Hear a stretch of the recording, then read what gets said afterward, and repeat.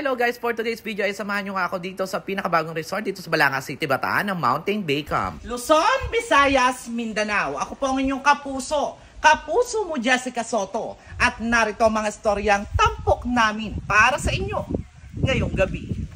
And for today's video nga ay nandito tayo sa pinakabagong resort, ang Mountain Bay Camp Resort na matatagpuan dito sa Sitio Tanato, Balanga City, Bataan. Ito nga ang resort na nag-o-offer na 100 pesos lamang para sa day tour na 10 AM to 5 PM.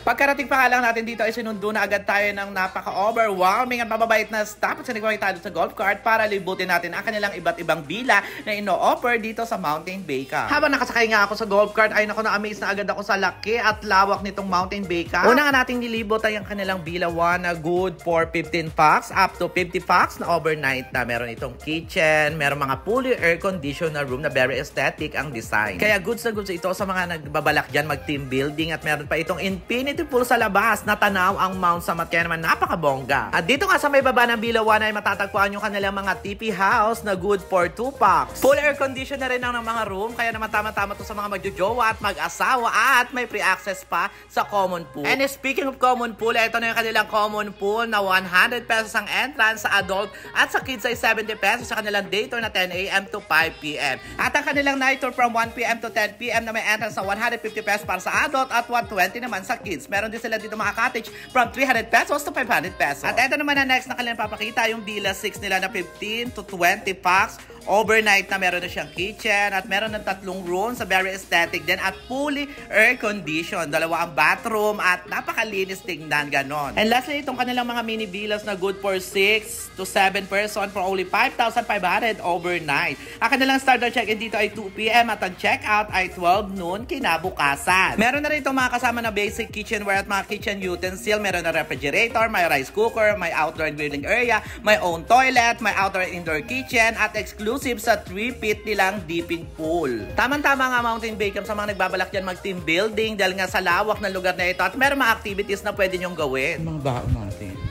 We have talong. For today's video nga ay dito kami mag-check-in sa mini villas nila at nasaktuan pa nga namin na meron mga banda dahil nga piyesta pala dito. Nagbaon na rin kami dito ng aming pang dinner. Meron kami dyan talong, meron tilapia, merong adobong baboy, o diba? Kaya naman nagutom na mga akla, kaya naman sinimula na namin agad ang dinner, agad-agad. After nga namin kumain ay naglibot-libot na rin kami para naman makita nyo at ma-experience nyo yung Mountain Bay Camp sa gabi dahil sa ganda nito. At dito nga sa may TP house nila ay naggawa pa ng bonfire para naman mainit kami dahil nga sobrang lamig dito, as in para ka talagang nasa Tagaytay. Kaya naman nagpainit na nga kami dyan habang nagchichikahan kami na very light, ganon. Kakaiba nga experience dito sa Mountain Bay Camp, bukod sa napakalamig na weather dito ay talaga naman may enjoy mo yung talagang mga view dahil akala mong wala ka sa Bataan. At syempre pagkatapos namin maglibot dyan ay nag-shot na nga kami ng very light, kaya naman nagwala na ang akla, o diba?